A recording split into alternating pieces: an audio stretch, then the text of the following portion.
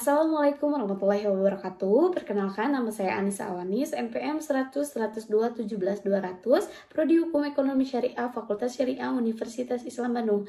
Di sini saya akan mempresentasikan hasil penelitian saya yang berjudul Analisis Hukum Islam dan Undang-Undang Wakaf terhadap lelang wakaf sebagai strategi fundraising di Yayasan Darul Mutakin Cimahi. Lalu terdapat latar belakang masalah. Wakaf merupakan suatu ibadah yang bercorak sosial ekonomi dalam berbagai bidang untuk mensejahterakan umat muslim. Salah satunya itu Yayasan Darul Mutakin yang ingin mewadahi serta memfasilitasi keinginan umat untuk mensejahterakannya, maka Yayasan Darul Mutakin melakukan pembangunan suatu gedung dakwah dan pesantren dengan cara strategi fundraising melalui lelang wakaf. Terdapat kata lelang wakaf yang dilakukan Yayasan Darul Mutakin, maka jika ditinjau dari hukum Islam atau menurut hadis Ibnu Umar radhiyallahu anhu dan juga pada pasal 40 dalam Undang-Undang Nomor 41 Tahun 2004 dijelaskan bahwa wakaf itu tidak boleh dijual belikan, diwariskan hingga dihibahkan. Lalu terdapat rumusan masalah yang dimana bagaimana analisis hukum Islam terhadap lelang wakaf sebagai strategi fundraising di Yayasan Darul Mutakin Cimahi. Lalu yang kedua, bagaimana analisis hukum undang-undang terhadap lelang wakaf sebagai strategi fundraising di Yayasan Darul Mutakin Cimahi. Lalu dalam penelitian ini metode yang digunakan adalah penelitian kualitatif yang akan mendapatkan data deskriptif yang dimana pendekatannya melalui hukum normatif. Lalu sumber datanya didapat dari sumber data primer dan sekunder. Primer didapat dari lapangan yang berupa wawancara, studi literatur, dan juga dokumentasi. Lalu yang kedua adalah sumber data dari sekunder yang dimana didapat dari buku, jurnal, dan makalah serta penelitian terdahulu. Lalu di dalam sumber data sekunder terdapat bahan hukum, yaitu bahan hukum primer, sekunder, dan tersier. Primer yang didapat dari peraturan perundang-undangan atau peraturan kaidah, serta yang kedua adalah bahan hukum sekunder yang dimana didapat dari buku, jurnal, dan makalah. Lalu yang ketiga didapat dari bahan hukum tersier itu didapat dari kamus bahasa dan kamus hukum. Lalu teknik analisis datanya digunakan di mana data yang diperoleh seperti wawancara, studi literatur, dan dokumentasi diolah lalu akan menghasilkan suatu jawaban masalah yang dimana mengenai lelang wakaf sebagai strategi fundraising di Yayasan Darul Mutakin. Lalu terdapat hasil dan pembahasannya.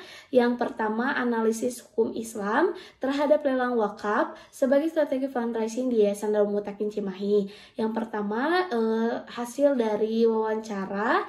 Berdasarkan hasil wawancara bahwa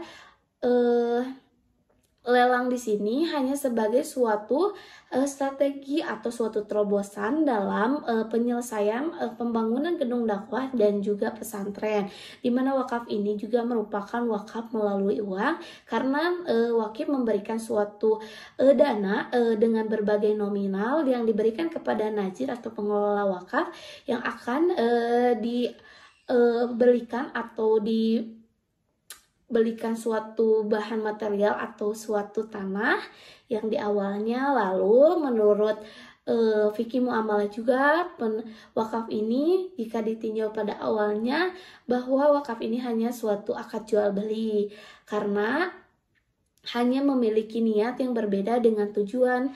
Karena adanya kata lelang ini hanya sebagai niatnya bukan menjual belikan wakafnya, tetapi hanya untuk menjelaskan bahwa ini hanya sebagai strategi yang menarik wakif untuk mengikuti lelang wakaf tersebut. Jika tujuannya hanya untuk kepentingan keagamaan. Lalu jika dilihat dari rukun dan syaratnya sudah memenuhi karena wakifnya beragama Islam, berakal, dewasa, dan juga tidak dalam pengampunan. Lalu mauqufnya harta benda wakafnya berupa tanah, mauquf alainya yang diberikan untuk kepentingan keagamaan dalam masyarakat secara umum, dan sigotnya secara lisan dan juga secara tulisan.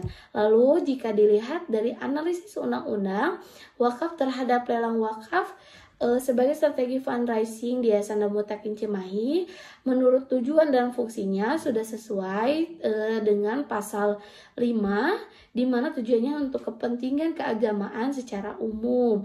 Lalu yang kedua adalah jenis nazirnya yang didapat dalam pasal 9, yang dimana nazirnya berbadan hukum, yaitu Yayasan Darul Mutakin. Lalu yang ketiga terdapat harta benda wakaf. Dalam wakaf tersebut dijelaskan dalam pasal 15, di mana harta bendanya berupa tanah. Kesimpulannya yaitu menurut hukum Islam sah-sah aja karena sesuai dengan rukun dan syaratnya, dan juga hanya sebagai strategi dalam kata lelang tersebut. Yang kedua, tentang nazirnya, tujuan dan fungsinya, serta harta benda wakafnya sesuai dengan Undang-Undang Wakaf nomor 41 tahun 2004. Maka penelitian saya hanya segitu. Sekian dan terima kasih. Wassalamualaikum warahmatullahi wabarakatuh.